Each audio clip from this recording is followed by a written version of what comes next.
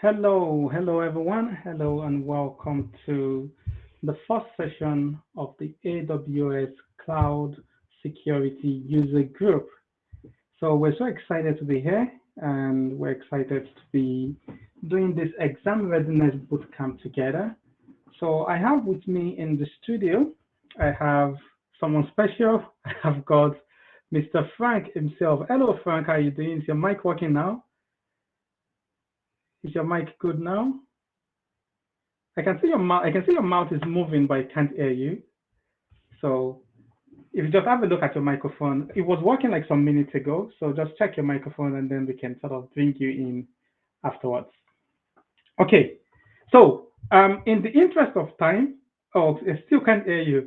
So I think that if you just check like the setting, maybe check like the setting below the microphone, just make sure that you're not muted, and then we can. And then once your microphone is working, and then we can get you to introduce yourself to the people. Okay, so what we'll do then is in the interest of time, we'll move on. So because we want to make sure that we keep right on time. So just some quick information for everyone. Why exactly are we doing this? So the main reason why we're doing this is some of you may know there is the AWS Reinforce Conference that's currently going on. Let me go ahead and share my screen with you right now. So let's go ahead and bring up my screen. And just to give some introduction behind why are we doing what we're doing right here. So let's do this. So there's the AWS Reinforce Conference that's currently going on. And as part of the Reinforce Conference, so one of the things that we did earlier today was we posted some information on how people can join that conference. So yeah, some information on how people can join the AWS Reinforce Conference, AWS Yearly Security for Cost Conference that they're doing.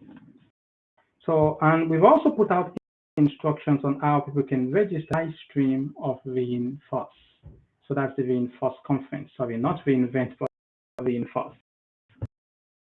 Side, so the conference is able to make it in person in Boston.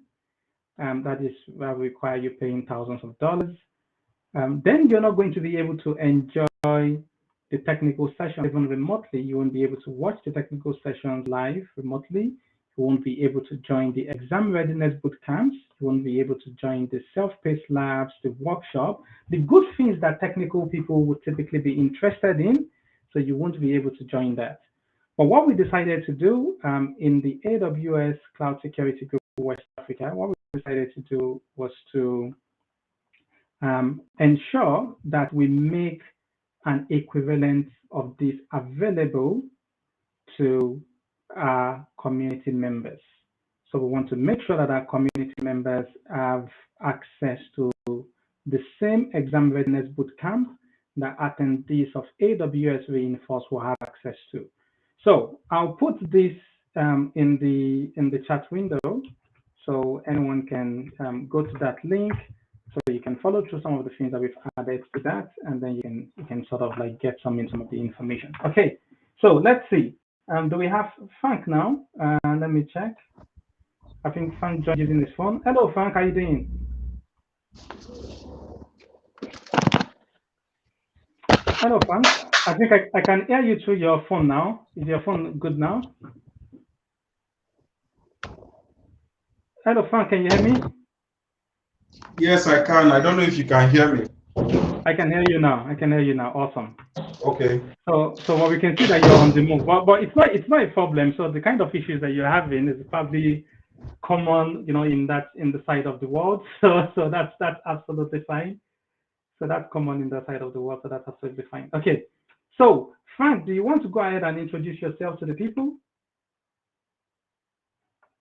Oh, okay. So I think there's some issues with that. So we're not able to get. I think Frank's connection fell through. So I'm not able to hear Frank anymore. Okay. Anyways, let's go ahead and get started with what we're doing today. So just some quick reminder before we go too far ahead. If you're yet to, strongly encourage that you join our different channels of the AWS AWS security group in West Africa. So we have a meetup group, and just go to rebrand.ly/ASEC West Africa meetup. And we're going to be having this meetup, which we're starting with the Exam Readiness Bootcamp every Mondays and Tuesdays, 6 p.m. to 7 p.m. We have the Twitch channel that you can use to follow through with our broadcast. We have the YouTube channel that's currently not live. So with just some mini issues with that. So by tomorrow, it should be live. So all these sessions that we're doing, you'll be able to watch them and view them again on the community's YouTube channel.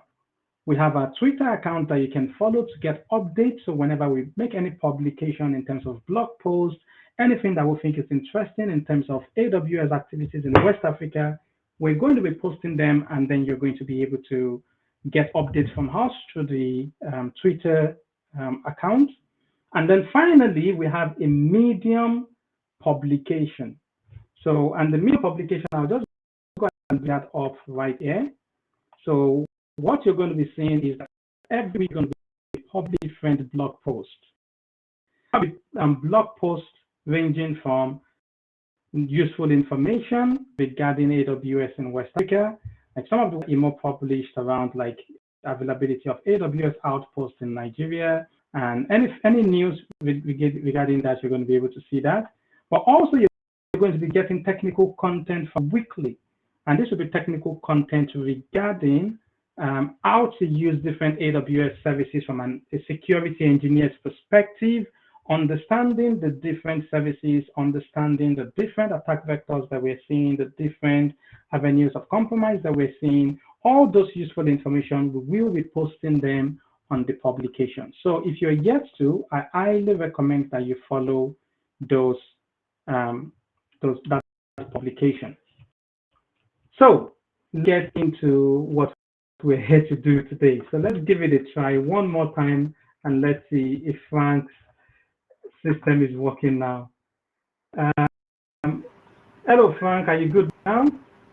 Can you hear me? I can hear you now. Awesome. Okay. Okay. So, Frank, do you want to introduce yourself to the people so they know who we're going to be going through the event with?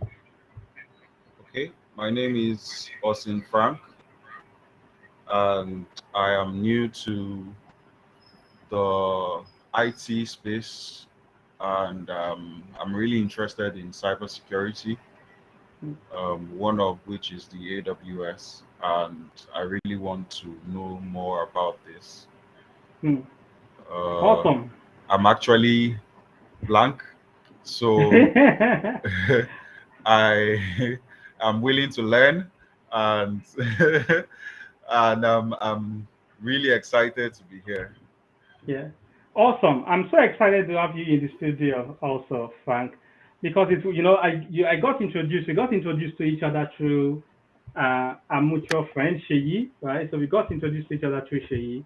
And it's one of the things to be able to have you in the studio, being the voice of everyone else.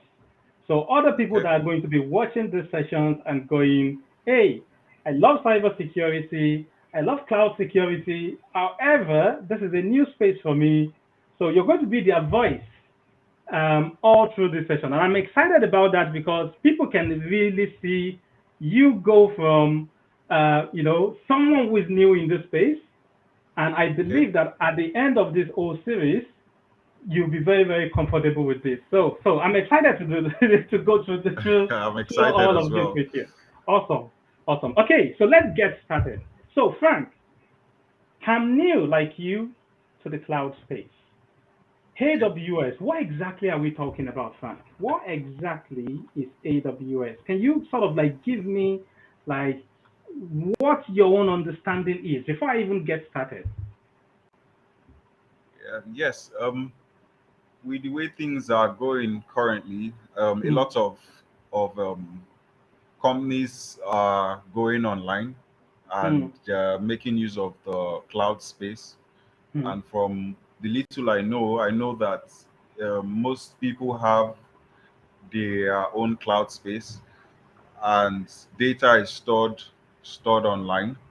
So Mm, AWS, I think, is for Amazon, Amazon Web Service, and it has to do with their cloud space. That's the Yeah. little I know. Yeah. Awesome. Awesome. Okay. So let's see what we're going to be going through today, and then we'll come back to that. So what we're going to be going through today, first of all, Frank, is we're going to be going through some fundamentals. So Okay. before we start getting into the details of security aspect of AWS, you need to know some fundamentals. We all need to know some fundamentals. So that's what we're going to be establishing today. The Okay. AWS Global Infrastructure, AWS Cloud Services, AWS Account Hierarchy, Organization Hierarchy, and Management Tools. So that's what we're going to be going through today. But Okay. let's get started with this public cloud space. So in the public cloud space, you see, there are different providers, right? Okay. They compete with each other, but they provide the same service, which is they provide a platform for you to be able to build your solutions. So it's like forget about you putting everything together by yourself, Frank. We're going to provide this platform. What do you need? You need a virtual machine to host a website. No problem. We have it available. What do you need? I don't want to manage virtual machines. I just want a service I can use to host my web application. No problem. We got you, Frank. We have a service that you can use. What do you need? I need a database. But I don't want to manage applications and all that stuff. No problem. We have a service that you can use. So you have all these different providers. They call them cloud service providers. And in the cloud service provider space, at the moment, the number one leader, as you can see from the Magic Quadrant, is AWS. So they're the current leaders in that space. So here's sort of like how the public cloud Magic Quadrant goes. So the number one leader is AWS, then followed by Microsoft Azure, Okay. which I'm sure you know about Azure, right? You've heard about Azure, Yes. yeah. Yes, I have. And then you have GCP, which is the one for Google, and then you have Alibaba Cloud, which are really massive in the Asia region. Then you have Oracle Cloud, then you have IBM Cloud, and then you have Tencent Cloud. So these are sort of like the top cloud service providers in the world today. So, and you're going to be learning about the number one provider in that, which is AWS. So one of the reasons why AWS is the leader in this space, of course, has to do with revenue, right? so, so these figures are actually from the Synergy Research Group. So what they're doing is they're tracking the amount that people are spending, the amount that organizations are spending on the public cloud, and that is across Okay. platform services and across infrastructure services. And the number one provider in that space that people still spend a lot of money with happens to AWS. Oh, I can hear some background noise there. Everything all good? Oh, sorry. Okay. Yes, everything's fine. Moving to Okay. a Yeah. brighter. No, no, that's fine. Yeah. Okay. Awesome. So I can see you now. Okay. Okay. Yeah. Okay. So does that make sense so far? Does that make sense so far, Frank? Does that make sense? Yes, it So does. the number one leader in that space is AWS, and you can see that they're sort of like Yes, it does. when it comes to spending money, they are bringing in the most revenue from people, organizations around the world. Microsoft has about 20% of that market share. Google has about 10% of that market share. Alibaba Cloud has about 6% of that market share. So that's sort of like how it goes. Okay, so when I say AWS itself, um, AWS is not one cloud, not one cloud. AWS is actually three clouds. So AWS is the three clouds, not one cloud. So a lot of people, when we talk about AWS, they talk about it as if it's just one cloud, but it's one. So actually with AWS, you have the AWS Global Cloud, which is the one that many people know, the one that many people use. We have the AWS US Government Cloud, which is the AWS cloud that's dedicated for US government organizations. So maybe organizations like local government, federal government in US. So that cloud is dedicated to them. So in order for anyone to get access to that cloud, they need to be a US government entity, or they are doing business with a US government entity. So for them to get access to that cloud, you have AWS China, which is sort of like dedicated to the China market. So, and there they have different regions that people in that market can go to deploy services into. So these are the three main clouds that makes up the AWS cloud. So it's not just one cloud, it's AWS Global, it's AWS US Government, and AWS China Cloud. So that's sort of like how it works. Does that make sense, Frank? Does that make sense so far? Yes, it does. Awesome. So we have three clouds, not one cloud. So let's see some other information about this. So the way that it works is that um, if you want to get access to the AWS Global Cloud, you need to go through a sign-up process. If you go through a sign-up process for the AWS Global Cloud, that does not give you access to the government cloud. It doesn't give you access to the AWS China Cloud. If you want to get access to this cloud, you go through a different sign-up process. There's a different sign-up process for each of them that you have to go through. So that's how it works. There is another one called AWS Outpost, which is private cloud for AWS. So Frank, I'll put you on the spot here a little bit. So from your understanding, how would you describe private cloud? I can just guess, but um, Oh, pri- all pri- good, all good. private cloud. I think that has to do with the word private. Um, Hmm. for private organizations, Yep, you're right. it's more You're right. secure. I think it would be for specific purposes, maybe for banks, Hmm. for government organizations. Hmm. I'm just guessing. And you're absolutely right. Absolutely right on the point there, Frank. Because what happens is that for many people, what happened with them is there are certain sensitive workloads that they have, and those sensitive workloads they are not comfortable with moving them to AWS because they're like, okay, we know that you're good at AWS, but we're not sure exactly how you're handling things in that. You can give us the information. AWS will actually give the information, but some organizations still have some sensitive workloads that they need to keep locally within their own environment. Another Okay. reason could be because of performance. So, for example, let's say we're doing like a tour, like in a village, right? There's no good internet connection, right? And in order for you to be able to use the services that are hosted on this global cloud, you need good internet connection. You need good cloud. So what you can do is you can sort of like use the same software that AWS is using to run their AWS global cloud and use that to host your own environment on premises. So now you have your own environment.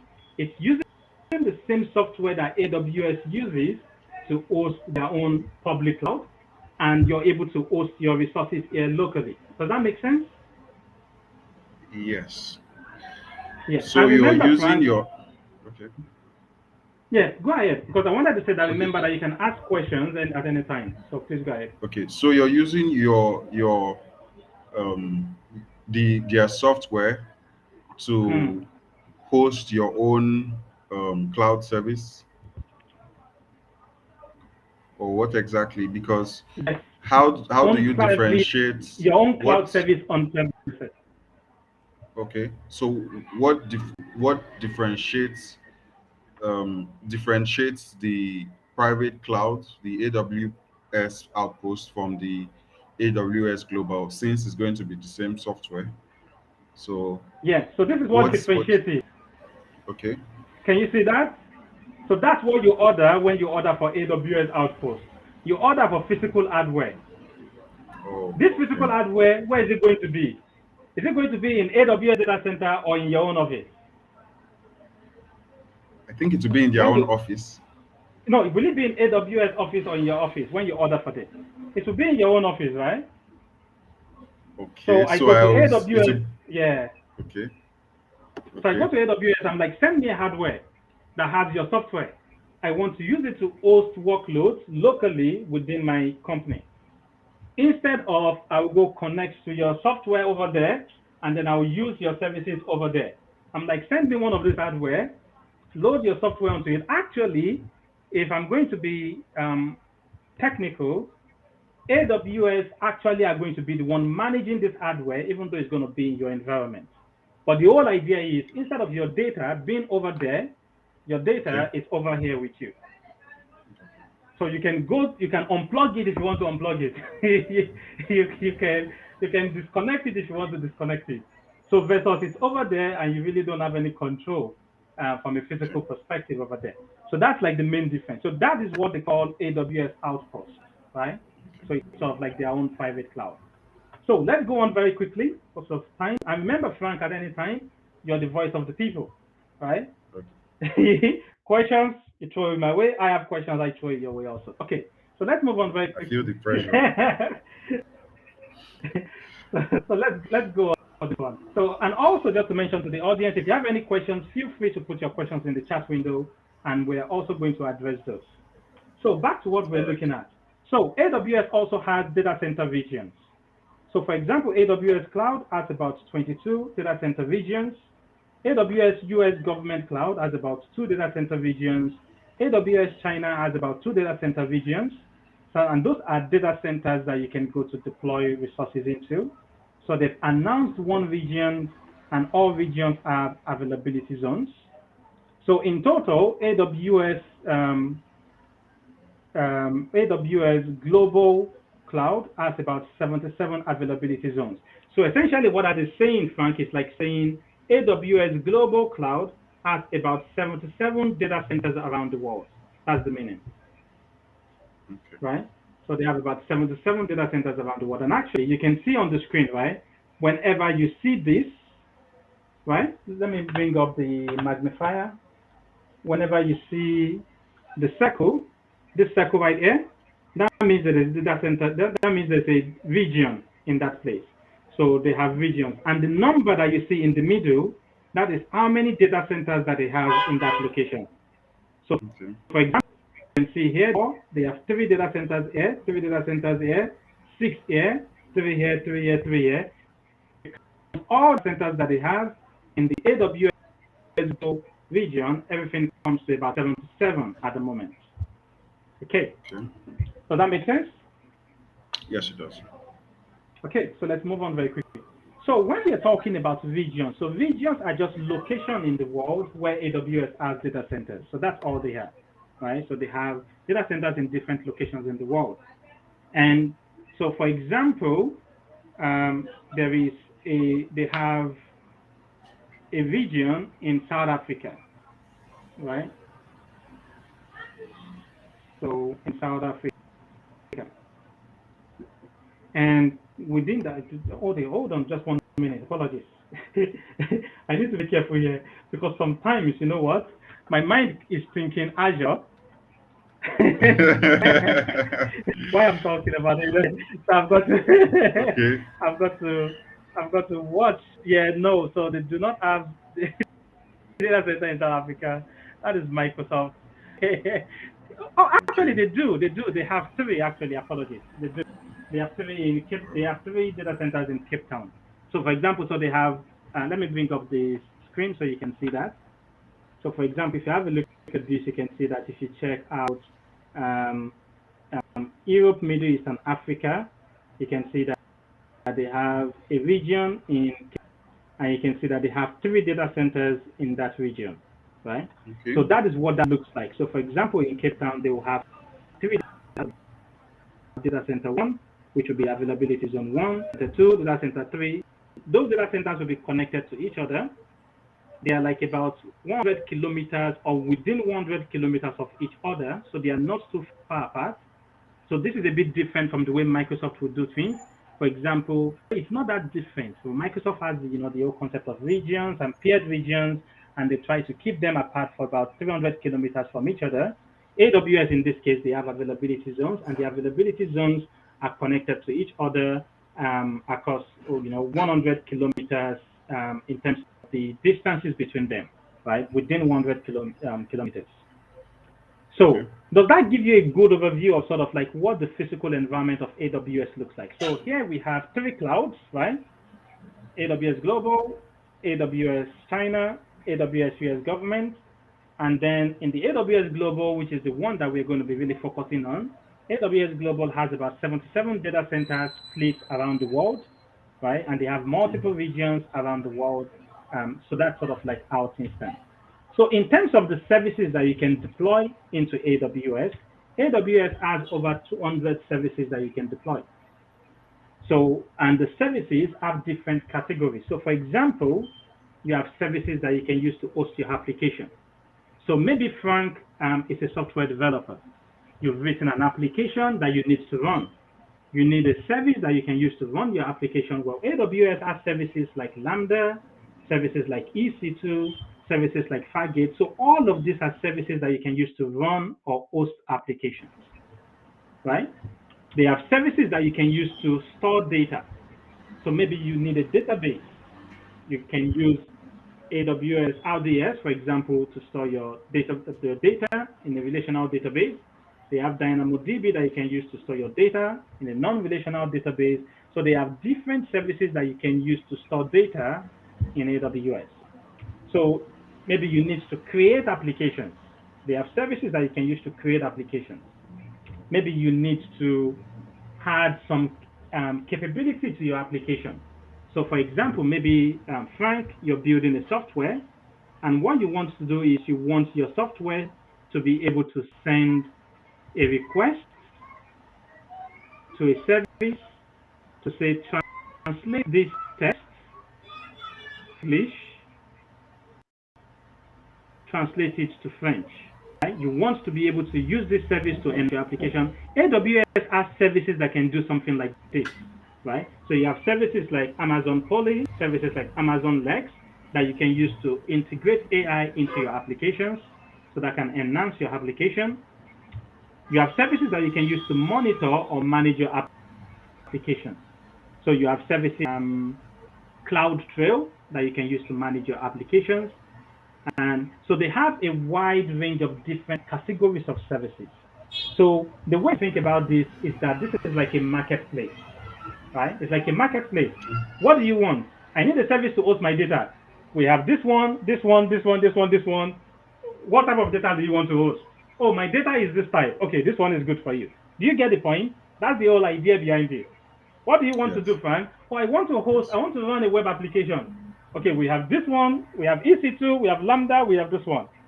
Is your web application, is it going to be a simple API or is it going to be a monolithic application? Oh, it's going to be a gigantic monolithic application. Okay, this one is the best for you to use. That's the whole idea. We have all kinds of services. Based on your use case, search through our services, pick the ones that's useful for you and use them. Okay. Does that make sense? Yes, it does. So that's the whole idea. By the way, I've been talking a lot. Let me go over very quickly just to you what my login to AWS looks like. So let me log into AWS, show you some of the things that I'm talking about. So I'll log into something like the AWS Management Console, and I'll bring that on the screen here in a minute. Logging into my AWS account, and I just want to show you an example of what I'm talking about. So if I go over here, by the way, if I go over here, you can see a list of all the regions where they have data centers. So over here, you can see, you have the one in Africa, the one in Cape Town, that's that region. So you want to deploy services into that region, you can select it. If you want to deploy services into Hong Kong, you can go select that. So you have the list of the regions here, but you have a list of the over 200 services. So you go under services here. So let me expand that a bit. So you go under services, and under services here, you have a list of tons of services. So for example, if I go to show me all the services, and let's go to that, and it's going to give me a list of all the services. And you can see that's a lot of services, right? Look at that. The services that start with A, services that start with B, services that start with C. So there's like, what do you want? And they'll tell you a little description of what that service can do. This is like a global content delivery network service. This service, you can use it to monitor applications. This service you can use it for identity management. It's like, hey, just pick whatever you want and use it. That's the whole idea behind a platform like this. Okay, so let's go back to the slides and let's see some other information on the US. So, and if you want to get some more information about the products that exist on AWS, you can go to aws.amazon.com/products and you'll be able to see that. Okay. Apart from AWS services, you can also use third-party services on AWS. You do that through something called the AWS Marketplace. So it's like AWS saying we have our own services in a these are our services, but we also have different partners have their own different services and solutions that they're building. And what we can do is that we connect you to our partner solutions so that now you have access to more than 200 services that we have. So we have 200 services across the board, all the different listings in the AWS Marketplace. There are over 10,000 of them. So they have Wow. over 10,000 services or solutions that you can use from different partners that are selling their services on the AWS Marketplace. That's Okay. powerful, right? Yes. so, so you can see the reason why these organizations need people like you and people like me to sort through these things because it's complex, right? It's like, which one Very. do I have to use? Yeah, it's 10,000 like is the, quite a lot. yeah, it's a lot. So, for example, if I go over to AWS now and I go to back to the cloud concept, I go to AWS Marketplace, for example, right, and I go to show me browse the AWS Marketplace, it takes me over here, and if I expand this, so it's going to load and it says, hey, there's offer for you. you know, it's like, let's get started. Which partner solution do you want to use? So, for example, if I want to deploy security solutions, we're talking about AWS Security Exam Readiness. If I go ahead and I type, you'll see tons of services to security that you can deploy, that you can use. AWS services, they are services by third party that are hosting on Okay. AWS, that are selling through AWS.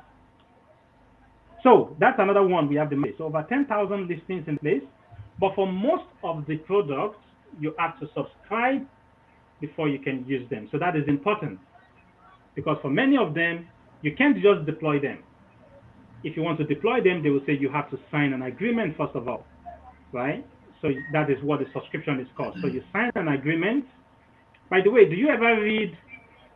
Have you ever installed a software where you've read the terms and conditions?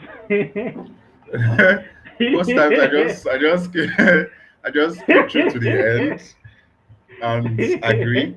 But it depends on it really depends on what the software is for. If it's something that has to do maybe with finances and so on, I might just go through to make sure you're not telling me I'm going to lose my money by clicking yes. One is where you draw the line. Yes. But if it's if it's and if just it's maybe a software I have to use on my system to watch a video or to I don't know, to yeah. edit or draw a program, maybe I'll just scroll to the end because I know if I don't agree, I won't be able to use the service. So at the end of the day, I know after reading it, I would still agree. So I would agree. But if it's something that has to do with, oh, I must maybe lose some money. No. Yeah. Oh, 1 minute. Let me show you some interesting ones. Um, Okay. let's see. Oh, okay. This is a very interesting one. So, um, it's ridiculous, um, like end user license agreement that has come out. So this one, some of them has to do with Amazon. So there's a service called Amazon Lumberyard, right? Okay. So it's a free engine, and if you read the end user license agreement, that says you cannot use this service with critical systems like medical devices or nuclear facilities. But there's an exception. Look at that. It says, however, this restriction will not apply in the event of the occurrence of a widespread viral infection transmitted via bites or contact with bodily fluid. In other words, if there's a zombie apocalypse, you can make this license. That's actually part of like the agreement. They're like, hey, okay, I you don't think can we want to get use. there. So yeah. And also like with iTunes have like you agree that you will not use this product for any purpose prohibited by United States law without limitation, including the design of nuclear, missile, or chemical or biological weapons. So iTunes, if you sign the agreement for iTunes, you've agreed that you're not going to be building nuclear weapons with iTunes. So, I don't but know how it's iTunes is for a very music. agreement. So, anyways, I think they just do it to make their exactly user agreements right. funny. I think so. Or sometimes, it's also like the legal side of things, right? So lawyers are like, what if there's a zombie apocalypse? Okay, let's add that there. Who knows? Who knows? Okay, so here you have like a lot of the other services they're going to require you to subscribe in order for you to be able to use Okay. them. So let's see. I think there's some question in the chat window. So let's have a look at some of the questions. So you still ask a question that says, does that mean that private clouds cannot provide you with dedicated private hardware on their data center? Must it be on your physical data center? Very good question, Yusuf. So it is possible to use some services that will give you dedicated hardware in AWS. So it is possible to do that, right? So, but again, it depends on the type of requirements that you need to meet. If that meets your requirements, that's fine. But in some cases, like maybe like sensitive government or military organizations, in some cases, they need the hardware to be under their control or to be where they can physically unplug the hardware if they need to. So if you have a requirement like that, having a dedicated hardware in AWS data center will not be sufficient for your use case. So in that case, you can leverage something like AWS Outpost to achieve that requirement. Hopefully that answers your question, Yusuf. And nice to see you also, Mr. Kokola. So, okay. So let's move on very quickly. So we've been talking a lot about the AWS platform. So let's quickly add some information here, Frank. In order for you to be able to deploy any of the services that we've been talking about, in order for you to be able to deploy any service into any of the AWS regions that we're talking about, you need an AWS account. The AWS account is like you're going to your bank to open an account. So in order for you to be able to use the services of that bank, you need to have an account with the bank. That is what an AWS account is. AWS has amazing data centers around the world. They have over 200 services, over 10,000 partner services. Awesome. But in order for you to use it, you need an account. So how do you sign up for an AWS account? It's very simple. So you need two things in order for you to sign up. You need a unique email address. You cannot use the same email address to sign up for two AWS accounts. It's not going to allow you. So you need an email address that you've not used to sign up for an AWS account before. Okay. You also need a credit card. So AWS will take your credit card information. So you need a unique email address and a credit card. It does not necessarily mean that they're going to charge your credit card. So what AWS has is they have something called the AWS free tier. As long as your consumption is within the free tier, they're not going to charge your credit card, right? But if service Okay. consumption goes beyond the free tier, then they're going to charge that credit card. So those are the two things that you need: a unique email address and a credit card. And then you go to aws.amazon.com/account. You go through the sign up process, put in your unique email address, you put in your credit card information, and at the end of that, you're going to have an AWS account that you can use to deploy services into those regions that we saw earlier. So that's sort of like how that works. Okay. When you go through the sign up process, there is a user account that is going to create. So the user account will be created with the email address that you use when you sign up. The user is going to be called the root user. This is the first user that is created after signing up for your AWS account. This user has full permissions. It has full permissions to do anything in your AWS environment. So what do you think from a security perspective perspective, Frank, do you think it's an idea to be using this account for doing everyday work? No, What do you think? Why? Why do you think um, it's not a good idea? because your everyday work is how when you were saying this and I was imagining opening an account, my mind went to, okay, I can't give my email that I used to do my social media or my bank details. I have to use something that is a bit more private.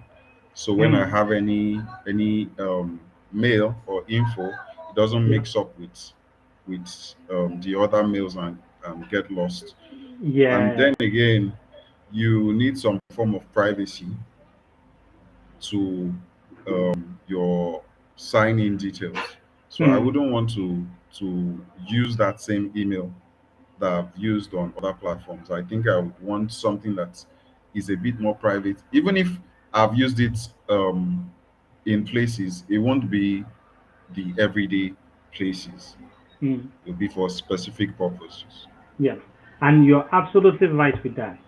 This account is too sensitive. It has too much permissions.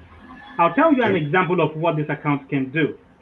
This account can delete anything in your environment.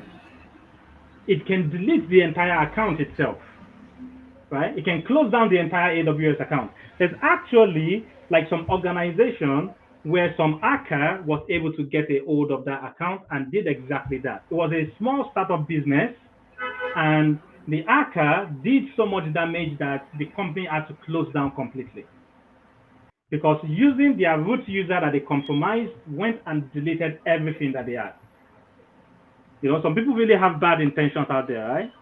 Yeah. Yeah, let's Yeah. continue. Let me see if I find it. Um, yeah, it's like so it was really, really like yeah. So like this one. So this is the news report. So it says Akka put hosting um, service code spaces out of business. So and what they did was they were able to compromise very, very sensitive credential within the account. And then what they just did was they just went and deleted everything within the environment. And the company had to come out to their customers and partners to say, we are in an irreversible position. We everything is gone. We have to shut the business. We can't do anything anymore. So this is an account that you want to protect with everything that you have. Oh, Okay. good question. So Sarkozy actually had some very, very good points there. Sarkozy says, so what is the best way to secure the root user account? Do you recommend deleting this account or using MFA? Very good question.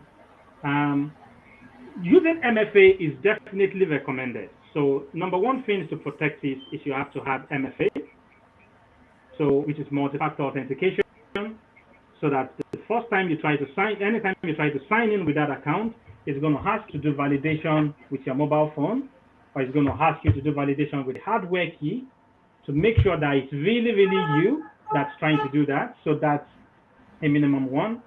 Another thing that you want to do is, so Sarkozy said, do you want to delete it? No, you cannot delete this account, Sarkozy, unfortunately, because there are certain activities that you may need to do that requires this account, right?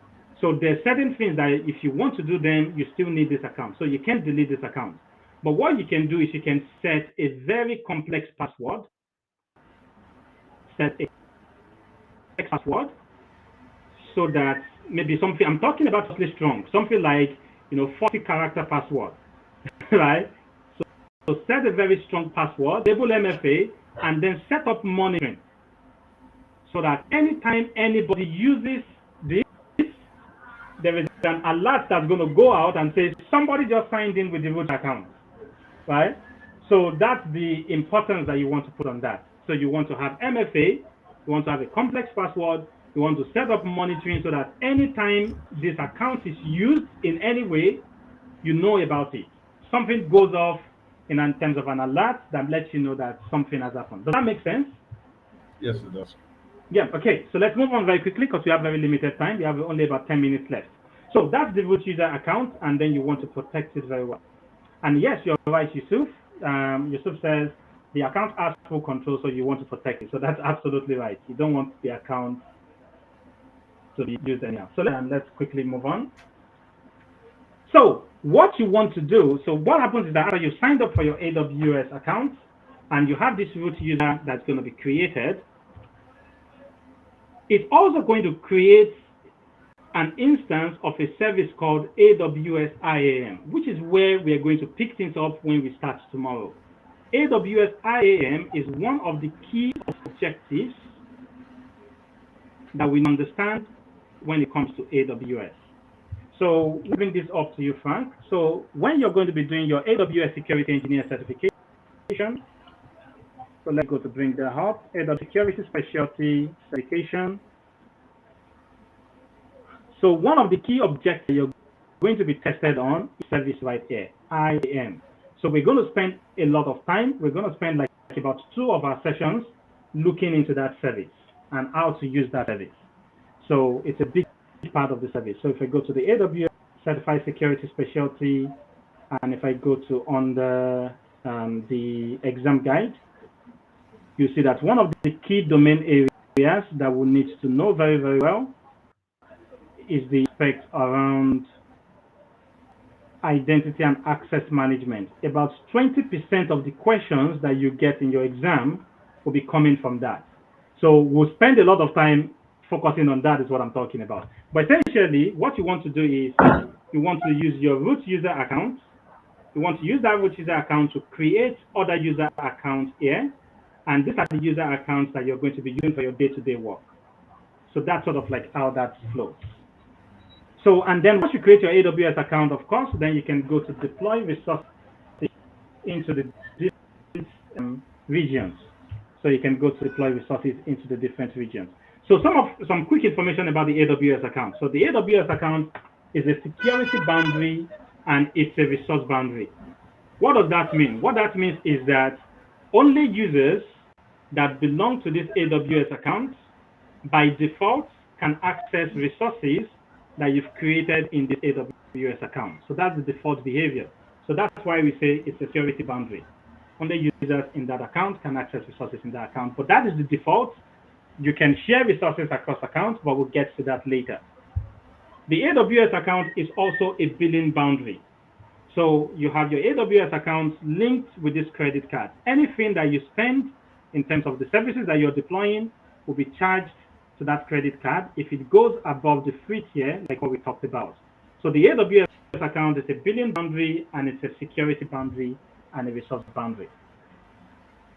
But one of the things to also mention, Frank, here is that when you're working with large enterprises, in some cases, they need more than one AWS account. They need multiple AWS accounts.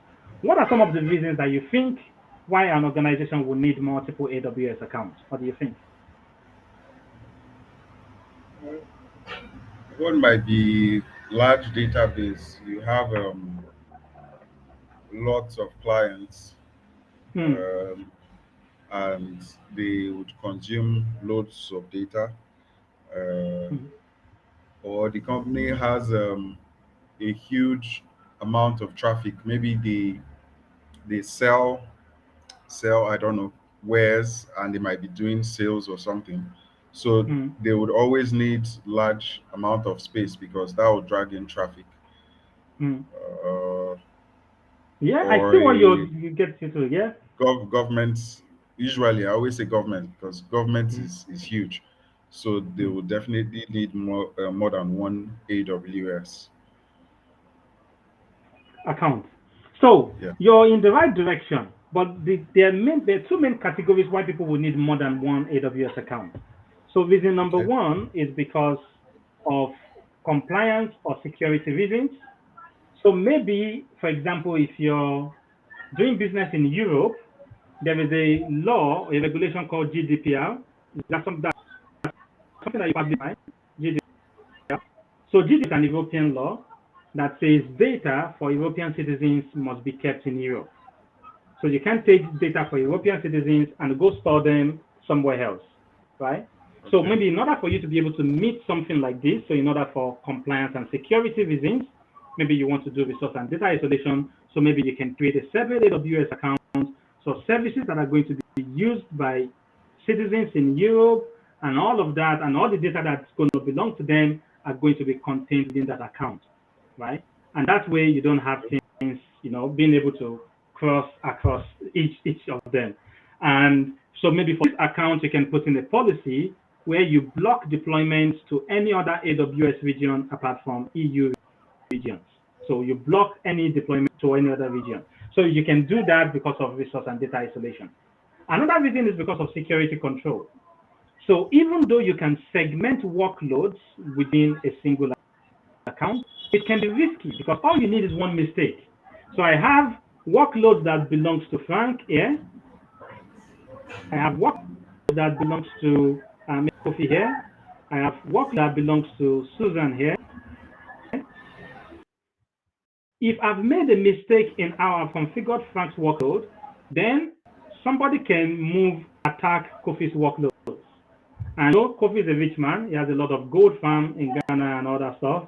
So, so people are able to move and attack his workload. And if I make a mistake in how I've configured that, people could potentially be able to move and attack that workload. So in order to do that, in order to separate things, I can say here is an account for workloads that belongs to Frank. There is an account for workloads that belongs to Kofi, so that even if I made a mistake and somebody starts going around here, you're not going to find anything else but something that belongs to Kofi. You can't use this to go attack Frank's resource because they have different accounts. And remember that an account is a security boundary. By default, only users in an account can access resources in an account. So that's one of the reasons, is because of compliance or security reasons that you want to do that. Another reason is because of business reasons. Okay. So what do I mean by this reason why you may want to do that? So for example, some organization, the organization in name only, there are actually multiple departments that operate differently. For example, let's say you take a company like Microsoft. They have an enterprise business. They have a consumer business where they sell to consumers. Right? What you may find is that the way the company is set up is those businesses operate almost like independent companies. Even though they are part of the same banner of, hey, we're all Microsoft, but actually they operate differently. They have different processes. You have your own process that's different from my own process. So that way, if I have a situation where I want to set different processes for different things, I can put them in different accounts. So that way I'm not going to be forcing the same process on multiple units that operate differently. So I'm going to force you to use the process that team A is using, even though you use your own different process. So to do that, I can give team A their own account, so follow your own process. Team B has your own account, follow your own process. Team C has your own account, follow your own process for that account. So that way, they have different IT operating models that I can implement. Maybe to promote innovation or agility. What does that mean? In order to get innovation, you have to be able to test things out. You have to be able to test things in order for you to innovate, right? So maybe what I want to do is I want to give an account to the development team to say, here's your test account. Play around with things. Spin up the services. See how you can use them. See if you can come up with something creative. But I want to separate that from the production account that contains sensitive workload. So what I can do is I can create an account just for tests. And I can say, hey, deploy whatever you want to deploy. Play around with things. Innovate. However, this one, I'm going to lock this one down because this is production. So that's another reason why I may want separate accounts. Another reason for cost management. So maybe what I want to do is I want to be able to charge different teams. I want to be able to charge them differently. I want to be able to say, Team A, here is your bill. Team B, here is your bill. So in order for me to do that, I can give Team A their own account. So at the end of the month, I can say, here is everything you spent, pay your Team B, here is your own account. At the end of the month, here is everything that you credit card, pay your bill. So for cost management, I may want to do that. So two main reasons, either for compliance or security, or for business or functional reasons. Does that make sense to you, Frank? Yes, it does. It's Awesome. perfect. So we've now come to the end of today. So there's still some things that I want to talk about, but we'll pick them up from there tomorrow. So do is that we're going to start by looking at AWS. We continue with AWS organization. So I'll just show you a tidbit of what we're going to look at tomorrow. We'll talk about how to use AWS organization. So we're going to look at the organization structure. So we'll talk about that tomorrow. And after we finish with AWS organization structure, we'll talk about AWS management tools. So I can start introducing you to some of the practical aspects of things. And after that, we'll get into one of the key objectives that we're going to be tackling, which is IAM, Identity and Access Management. How do you manage access to your AWS environment as a security engineer? So we're going to get into that. So we have to stop here today. So let's see if there's any questions in the chat window. So Sarkofi asked the question, he said, are new created users automatically assigned some resource permissions? So the answer to that is no, except you assign permissions to them. They are not automatically assigned. So Yusuf asked a question that says, provide boundaries within different departments. Awesome. So that's one of the reasons we want multiple accounts. For business reasons, provide boundaries between different departments. Okay. So thanks very much, everyone, for joining us today. Really appreciate you taking the time. We've come to the end of today's session, and we're going to pick things up from there tomorrow. So, Frank, anything that you want to share with the people before we call it a day? Yeah, had a great day.